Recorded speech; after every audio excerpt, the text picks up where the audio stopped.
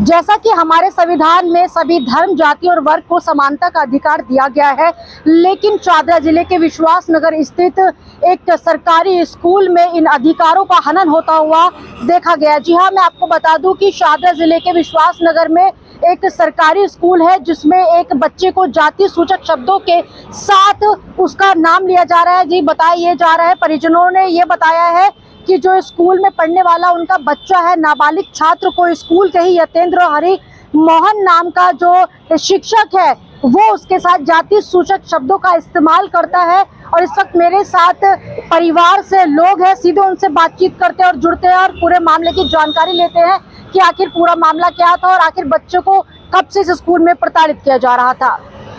Madam, क्या घटना हुई थी आपके बच्चे के साथ? मेरा बच्चा इस स्कूल में 11th A में पढ़ता है, 11th A क्लास में। बेटे का नाम सूर्यांश है।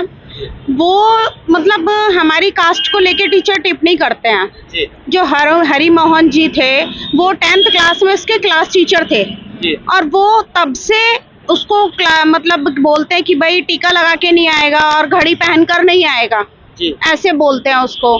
तो उसने मुझे बताया, अपने पापा को बताया, हम लोगों ने यहाँ प्रिंसिपल सर से बात भी की इस बारे में कि सर ऐसे क्यों किया जा रहा है। तो उन्होंने कहा मैंने सारे बच्चों को बोला था।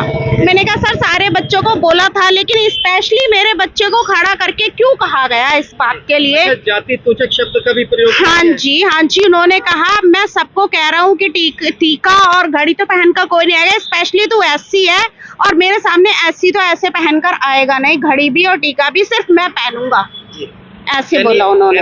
बोला था या दूसरे शब्दों में, गलत शब्दों में कहा था? नहीं, गलत शब्दों में तो ऐसे नहीं, लेकिन उसने ये SC बोला था कि SC मेरे सामने तू SC है और ये पहनकर नहीं आएगा। ये जो दूसरे शब्दों में बोला था वो यतेंद्र जी हैं जो कि एडमिशन इंचार्ज है। जी जी। तो मेरा बेटा आता है अपना 10th का रिजल्ट लेने के लिए और रिजल्ट लेने आया है वो यहाँ पर। तो उसको जैसे ही वो एंट्री करता है तो उसको कहते हैं अरे तू पास हो गया, अरे तुझसे तो उम्मीद भी नहीं, तू पास हो गया है ना, और तू SC हो गया, अब तुम SCO को 2 साल और झेलना पड़ेगा। तुम्हारे बाप दादा झाड़ू का काम करते थे, तुम भी यही काम करोगे? पढ़ लिख के कौन से तुम कुछ और बन जाओगे? हैं तुम ऐसे चूड़े चमार, तुम ये पढ़ा के ऐसे करके। तो उसने इस बात को ऑब्जेक्शन उठाया। तो इस बात के लिए कहता है भाई मुझे बताया, उसको बताया, हमने कहा कि सर ऐसी बात नहीं होनी चाहिए थी, कहते हम तो मजाक कर रहे थे। आपने किससे कहा, प्रिंसिपल से या उस सर से जिन्होंने इस तरह के शब्द बोले? नहीं, प्रिंसिपल से बोला था हमने, उनसे नहीं। तो बोले हम तो मजाक कर रहे थे, ऐसे उन्होंने बोला। अच्छा। हाँ। तो इस मामले में आपने कहाँ शिकायत दी है?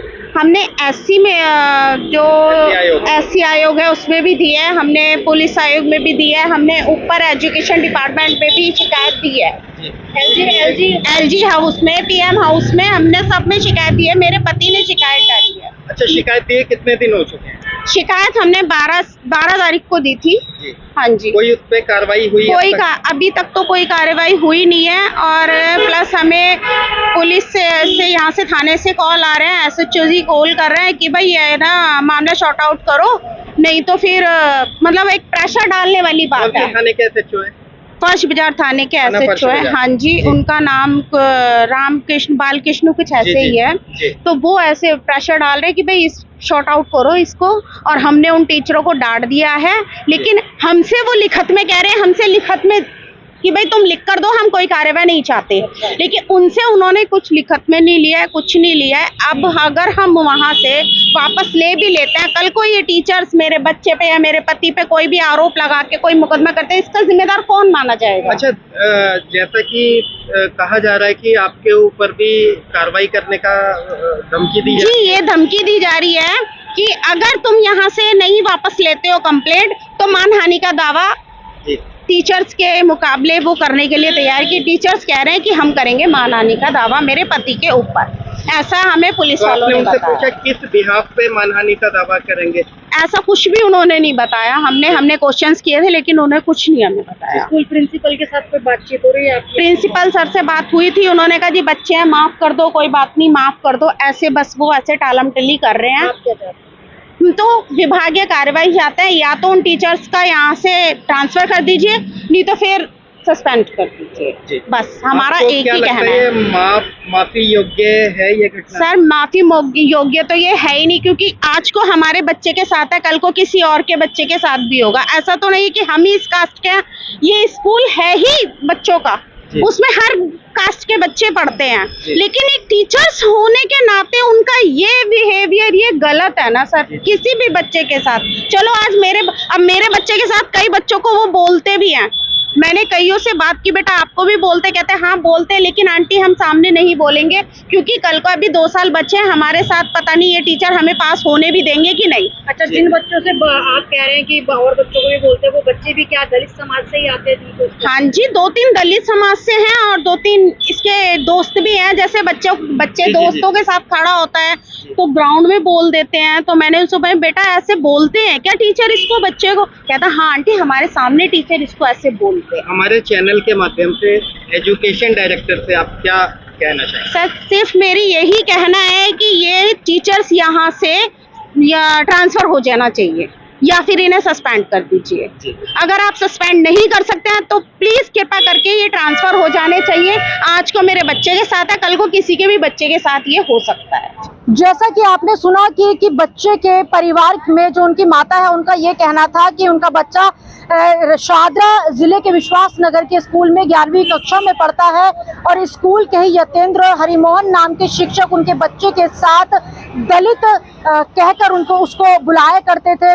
परिवार में उनकी माता का ये कहना है कि हरिमोहन जो है वो उसको ये कहता है कि स्कूल में हाथ में घड़ी और माथे पर टीका लगाकर नहीं आओगे, तो वही यतेंद्र जो है वो ये कहता है कि तुम हो तो दलित, आखिर तुम्हें पढ़ने का अधिकार किसने दिया है, क्योंकि तुम्हें आखिर में करना तो साफ सफाई है। इस तरह से ये कहना था उस बच्चे की माता का कि स्कूल में इस तरह के शब्दों का प्रयोग जो है वो बच्चे के साथ किया जा रहा था। फिलहाल जो परिवार के लोग हैं उन्होंने इस मामले को पीएमओ, एलजी हाउस और शिक्षा निदेशालय तक पहुंचा दिया और अपनी लिखित शिकायत भी दी है। साथ ही उन्होंने ये भी कहा है कि उन्होंने जो थाना है, लोकल थाना, उसको भी शिकायत दी है, लेकिन थाने में उनके ऊपर ये दबाव बनाया जा रहा है कि आप इस मामले को रफा दफा कर ले, अन्यथा आपके ऊपर भी कोई ना कोई मुकदमा हो सकता है। लेकिन किस तरह के मुकदमे की बात की जा रही है वो फिलहाल उन्होंने नहीं बताया है, लेकिन कहा यह जा रहा है कि स्कूल के शिक्षक उनके ऊपर मानहानि का केस दर्ज करा सकते हैं। तो ऐसे में जो परिवार वाले हैं उनका ये कहना है कि उन्हें न्याय चाहिए, वो ये चाहते हैं कि ये मामला जो है शिक्षा निदेशालय तक पहुंच चुका है, तो ऐसे में उनको न्याय मिलना चाहिए, क्योंकि स्कूल में पढ़ने वाले जो बाकी बच्चे हैं वो भी दलित समाज से आते हैं। कहीं ऐसा ना हो कि आगे चलकर जो और बच्चे हैं उनके साथ भी स्कूल में पढ़ाने वाले ये शिक्षक जो है इस तरह के शब्दों का प्रयोग करें। इनकी मांग है कि या तो इन शिक्षकों को जो है वो सस्पेंड किया जाए या इनका ट्रांसफर किया जाए। अब देखना ये होगा कि इस खबर को देखने के बाद दिल्ली सरकार के मुख्यमंत्री या फिर दिल्ली शिक्षा निदेशालय के डायरेक्टर जो है इस खबर को देखने के बाद किस तरह का न्याय जो है वो इस परिवार को दिला पाते हैं। और स्कूल में जो शिक्षक पढ़ा रहे हैं, जिन शिक्षकों के माध्यम से इस तरह की बातें सामने आ रही है, जो दलित शब्दों का प्रयोग करते हैं बच्चों के लिए, उनके ऊपर किस तरह की कार्रवाई होगी। वीडियो जर्नलिस्ट हरीश के साथ न्यूज आंखों देखी के लिए मैं चेतना चौधरी, दिल्ली। फिलहाल आपको कैसी लगी हमारी रिपोर्ट कमेंट बॉक्स में बताइए। वहीं अगर आप वीडियो यूट्यूब पर देख रहे हैं तो यूट्यूब में सब्सक्राइब करिए, फेसबुक पर देख रहे हैं तो फेसबुक पेज को फॉलो करना बिल्कुल मत भूलिएगा।